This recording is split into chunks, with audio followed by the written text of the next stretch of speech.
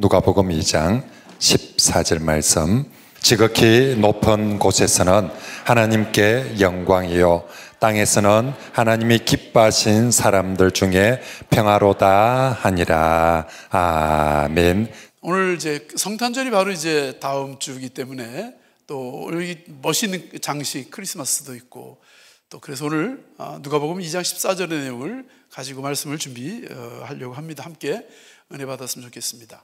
크리스마스를 앞둔 한 주 전인데 오늘 정확하게 12월 17일이잖아요. 12월 17일 12년 전 12월 17일은 우리들한테 이제 크리스마스보다 더 좋은 소식이 한 번 있었죠. 김정일이 그날 죽은 날이에요. 오늘이 김정일이 죽은 지 12년째 되는 날이죠. 전 세계가 김정일이 죽었다고 하는 소식을 전해가지고 크리스마스보다 더 좋은 소식이라고 해가지고 북한이 열리겠다 그랬는데 죽은 김정일보다 더 센 놈이 또 나와가지고 그래서 지금 아직까지 좀 힘들게 이렇게 북한의 동족들이 고생을 하고 있습니다. 근데 태영호 의원이 저희 장대한께 오셔가지고 이것저것 얘기하시면서 앞으로 한 15년 안에는 김정은이 아마 죽거나 쫓겨나거나 할 거래요. 그래서 근거가 뭐냐 물었어요. 그랬더니 첫째는 몸무게가 한 200kg 정도 되는데 그 피지컬리 신체적으로 굉장히 몸이 한 거의 20가지 정도 가까운 병이 있답니다. 그러니까 프랑스 닥터들이 이제 계속 고치는데 이거 뭐 쉽지 않답니다. 그래서 빨리 그 딸내미 하나 김주혜라고 등판시켜가지고 후계자 작업하려고 하는 것도 있지 않나 이렇게 보는데 장마당 세대가 지금 한 1,000만 명 정도 되는데 북한에. 근데 이 북한의 인구가 지금 2천만 정도 조금 못 되는데 많이 죽고 딴 데로 나가고 그래가지고 근데 이제 딱 10년 뒤면은 그 1,000만 명이 지금 40세 미만이랍니다.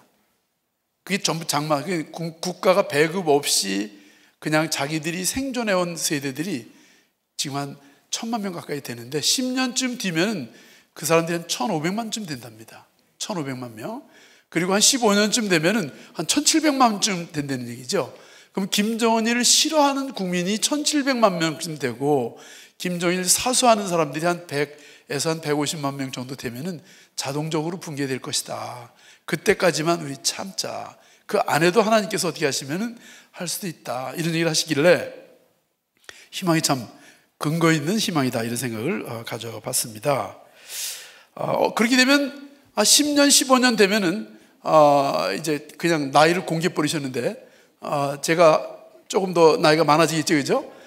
그리고 우리 아이들이 오늘 그 찬양 인도하는 학생들이 고등학생들이니까 20살 미만이잖아요. 17살, 18대잖아요. 얘들이 10년 뒤면 28세 되잖아요. 고3이라고 하더라도. 15년 돼도 21, 4-5밖에 안 돼요. 그럼 이 아이들이 통일 한국을 맞이하게 되는 거죠. 이 아이들이 통일 세대죠. 이 아이들이 정말 중요한 세대라고 저는 생각이 되고 정말 이 아이들에게 복음 통일을 향한 뜨거운 비전도 심어줘야 되고 준비를 해야지 된다 이렇게 생각이 됩니다. 준비 안 된 것은 뭐든지 재앙일 수도 있어요. 그래서 요아힘 가우크라고 하는 통일 독일의 대통령이 있었습니다. 이분이 동독 출신의 목사님인데 대통령이 되셨어요. 이분이 한국에 오셔가지고 강의를 하실 때 이런 강의하는 걸 제가 들은 적이 있습니다. 한국은 독일보다도 훨씬 준비를 잘하고 있다. 그리고 특별히 북한에서 내려온 젊은이들, 학생들이 이렇게 학교에서 공부하고 있는 거 보니까 너무 놀랍다. 우리는 그런 것까지 생각 못 했는데 너무 갑작스럽게 통일돼가지고 고생을 많이 했는데 한국은 북한에서 내려온 젊은이들이 공부를 하고 있고 국민들이 계속 통일 교육을 받고 있으니 훨씬 잘 준비된 통일을 맞이할 수 있을 것이다. 그런 얘기를 한 적이 있습니다. 근데 저는 그보다도 한국 교회가 70년 전부터 기도하고 통일에 대한 북한 선교를 하고 한국 교회가 가장 뜨거운 마음으로 평양의 제2의 예루살렘이 빨리 회복되게 하소서 하는 그러한 기도, 또 장대현 교회 1907 어게인 우리가 그것을 이제 2007년도에 벌써 했었는데요. 이렇게 해서 한국 교회가 북한을 향한 뜨거운 열망과 기도가 있기 때문에 아마 하나님께서 교회를 통해서 북한의 재해응과 북한의 부흥이 더욱 뜨겁게 이루어질 수 있도록 하지 않겠나 그런 생각을 가져봅니다만 그런 의미에서 교회들이 이 통일 준비와 또 이 기도를 준비할 뿐만 아니라 앞으로 통일 세대가 되는 우리 젊은 우리의 자녀들과 북한에서 내려온 자녀들을 잘 키워가지고 글로벌한 교육을 받게 하고 복음을 통해서 이 아이들이 준비되게 하면 하나님께서 평양을 제2의 예루살렘으로 다시 회복시켜 주실 것으로 확신합니다. 세계에서 두 번째로 작은 나라가 프랑스 아래 지중해 모나코라고 하는 나라가 있습니다. 섬나라죠. 바티칸이 세계에서 제일 작은 나라고 모나코가 세계에서 두 번째로 작은 나라입니다. 이 나라 인구가 3만 명밖에 안 돼요. 미국의 유명한 여배우 그레이스 켈리가 1956년에 모나코 왕 레니의 3세하고 결혼해가지고 전 세계를 놀라게 한 적이 있습니다. 이 모나코 하면 또 유명한 게 뭐냐면 자동차 경주죠. 몬테카를로의 자동차 경주는 우리가 늘 TV에서 보는데 그 몬테카를로의 자동차 경주의 모습이라고 볼 수 있습니다. 근데 인구가 3만 명 되는 이 나라에 군인이 있습니다. 전국에 군인이 82명이에요. 82명이에요. 근데 82명의 군대가 있는데 이 군대보다도 더 많은 숫자의 모나코 국립합창단원이 있어요. 모나코 국립합창단원이 오케스트라하고 합창단원을 다 합하면 100명이 넘어요. 오케스트라 멤버만 85명이에요. 그러니까 우리나라 60만 군대인데 60만 군대보다도 더 많은 오케스트라를 우리는 가지고 있지 않습니다만 모나코에는 전국의 군인보다도 더 많은 합창단과 오케스트라를 가지고 있는데 이들은 음악을 좋아하고 늘 평화를 사랑하는 민족이라고, 그리고 싸우는 군대보다도 평화에 노래하는 합창단원과 오케스트라가 많은 나라로 더 유명한 나라라고도 볼 수가 있습니다. 자, 누구든지 다 평화를 좋아하죠. 오늘 성경에 보니까 지극히 높은 곳에서는 하나님께 영광이고 땅에서는 기뻐하심을 입은 사람들 가운데 평화로다 그랬어요. 이걸 순서를 바꿔 말하면은 이 땅에 있는 모든 사람들의 평화가 하나님께는 큰 영광이다 이렇게 말할 수 있는 것이죠. 시편에도 보면은 형제가 동거하여 연합함이 어찌 그리 아름다운고 내가 그것을 명하여 복을 주었나니 곧 생명이라. 시편의 133편에 보면 이런 시가 나와요. 형제들이 모여서 함께 연합하고 평화스럽게 지내는 것, 부모가 우리 자식들이 사이좋게 잘 지내면 얼마나 마음이 뿌듯하고 편합니까? 우리 하나님께서 보시기에 우리 하나님의 피조물인 인간들이 이 평화롭게 이 지구를 지키고 살아가고 있다면 얼마나 기뻐하시겠어요? 그것보다도 특별히 하나님의 나라의 백성들이 그 안에서 기쁘게 찬양하고 하나님께 영광 돌리는 찬양의 예배가 넘친다면 하나님은 이보다 큰 영광을 받으실 일이 없으실 거라고 생각이 됩니다. 근데 평화를 좋아하는데 사람들이 싸워요. 평화 좋아하는 거 알면서도 평화를 못 만들어내요. 그 못 만들어내는 이유가 뭐냐면요, 단 한 가지예요. 이기적인 마음과 욕심 때문이죠. 자기가 원하는 거를 얻지 못하면은 평화를 깨트려 버립니다. 자기가 원하는 대로 안 가면은 남들도 원하는 대로 가지 못하도록 방해를 합니다. 인간의 이기심이라는 것은, 이 자기중심적인 생각이라는 것은 사탄이 가져다 준 씨앗이죠. 하나님보다 더 나아지려고 하는, 또 하나님만큼 높아지려고 하는, 다른 사람보다 내가 훨씬 좋아지고 싶은 이기적인 마음이야말로 하나님께 나아가는 가장 큰 장애물이라고 생각이 돼요. 그래서 나만 괜찮다고 하는 이런 생각들이 사실상 세계를, 평화를 깨트리고 있는 것이고, 가정에서도 깨트리고, 교회에서도 그것 때문에 문제가 생기고, 학교에서도, 같은 반에서도, 같은 기숙사 안에서도 이런 것들이 큰 문제가 되는 걸 볼 수가 있습니다.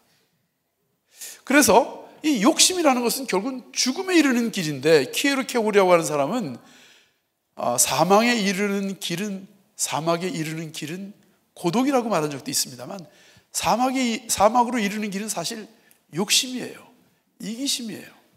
그건 제 말이 아니라 성경 말씀입니다.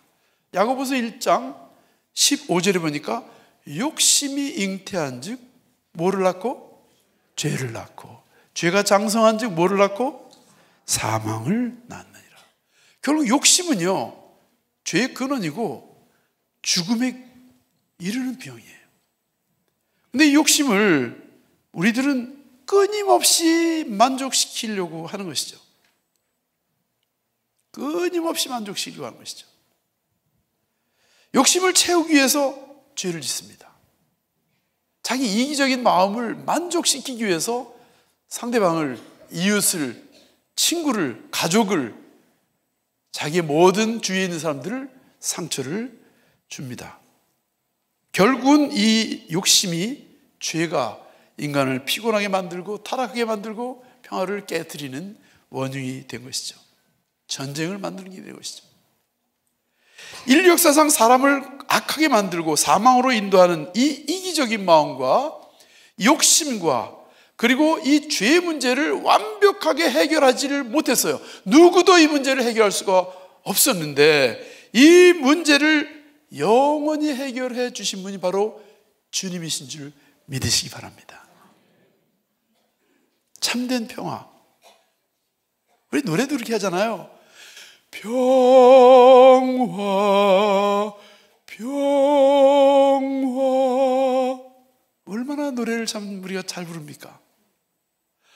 하나님 주신 선물. 하나님이 주신 선물.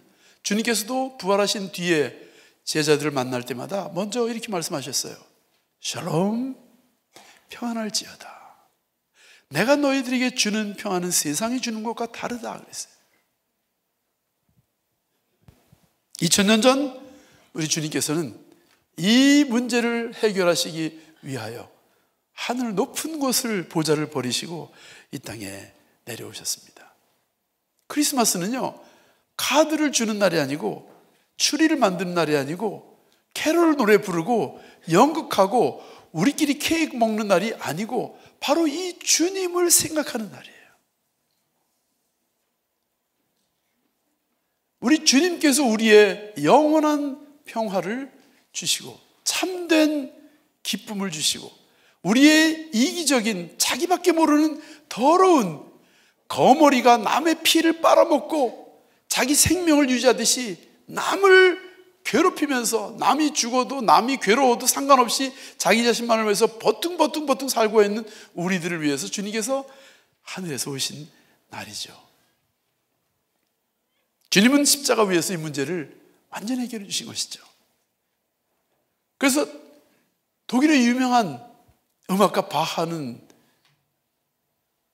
예수는 인류의 기쁨이라고 하는 노래를 만들게 됐습니다.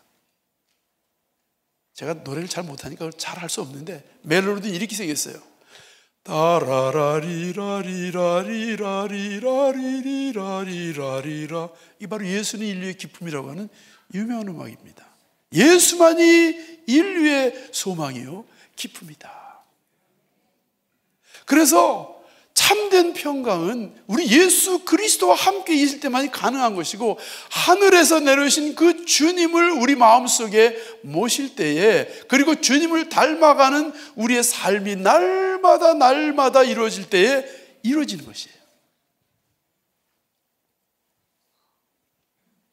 더러운 우리의 죄를, 더러운 우리의 욕심을, 자기밖에 모르는 우리의 이 모든 잘못된 것을 주님께서 깨끗이 해결해 주시는 겁니다.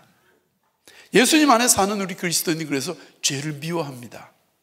죄 짓기를 싫어합니다. 죄 짓는 것을 멀리 하려고 노력합니다.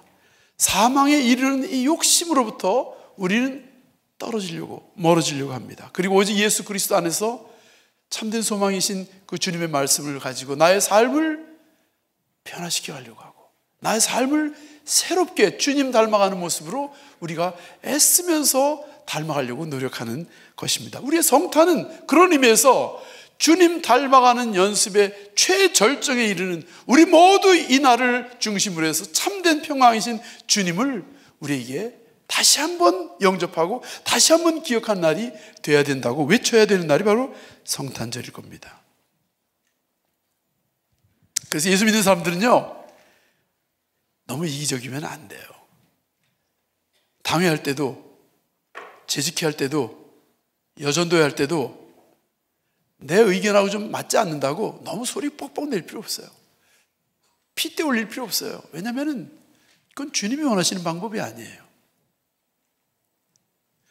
주님의 교회와 주님의 이름을 위해서 한다고 하면서 우린 싸우는데, 주님의 이름을 위해서 주께서는 싸우라고 하지 않으셨어요.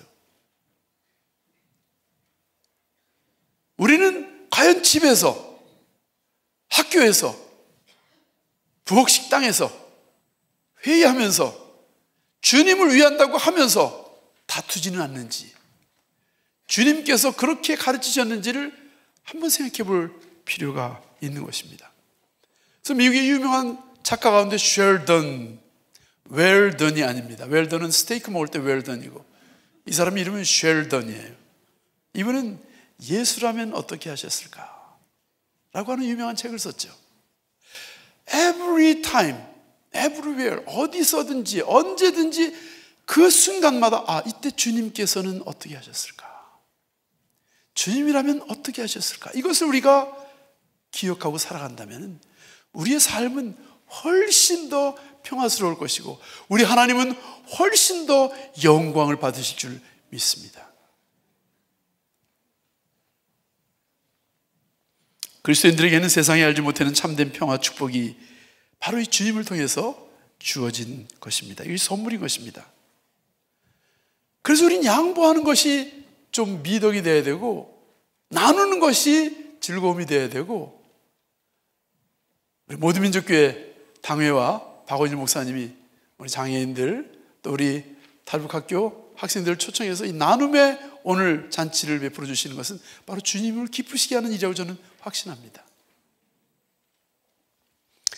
장대현 학교는요, 어떤 사람이 교장 이름인 줄 알아요. 장대현이. 제 이름은 임창호입니다.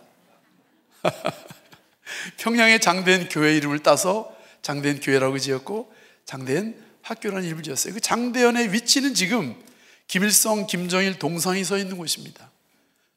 학생소년궁전과 금수산 궁전이 있는 곳인데, 거기에 세워졌던 교회를 무너뜨려 버리고 거기다가 김일성 우상의 상징물을 만들어 놓은 것이죠. 그래서 저희들은 이제 통일이 되면은 김일성, 김정일 동상, 북한식으로 말하면 까부수고, 북한식으로 까부시고, 거기다가 장대현 교회를 새로 세우고, 장대현 유치원도 세우고, 장대현 학교도 세우고, 장대현 대학도 세우고, 장대현 선교센터도 세우고, 장대현 하나님의 영광스러운 예배당을 통해서 평양을 다시 한번 제2의 예루살렘을 만들고, 통일 한국을 복음으로 통일하여 하나님께 영광의 예배를 드리는 날이 오기를 기대하고 있는 것입니다. 이런 소망을 가지고 있는 어떤 한 집사님이, 우리 교단 집사님이 하루는 저를 불러가지고, 목사님, 아니 그 대안학교를 만들고 싶다고 하는데, 제가 선친이 돌아가시기 직전에 너 북한 선교를 위해서 뭐 했냐? 그 선친이 평안북도 선천 분이에요. 어머니 아버님이 다 그런 분이에요. 그 돌아가시기 직전까지도 통일을 보고 싶었는데 못 보니까, 네가 앞으로는 북한 선교 통일을 위해서 뭔가 해라 하고 유언을 남기시고 하늘나라 가셨답니다. 그게 마음에 늘 있어서 어느 날 건물을, 자기 가지고 있는 건물을, 이 목사님이 탈북민하고 우리 또 학생들을 위해서 관심이 있으시다, 이걸 드릴 테니까 여기서 그 일을 시작해 주세요. 그래가지고 강서구 신호동에 있는 4층짜리 건물을 저한테 주셨어요. 그때 당시 가격이 12억짜리였어요.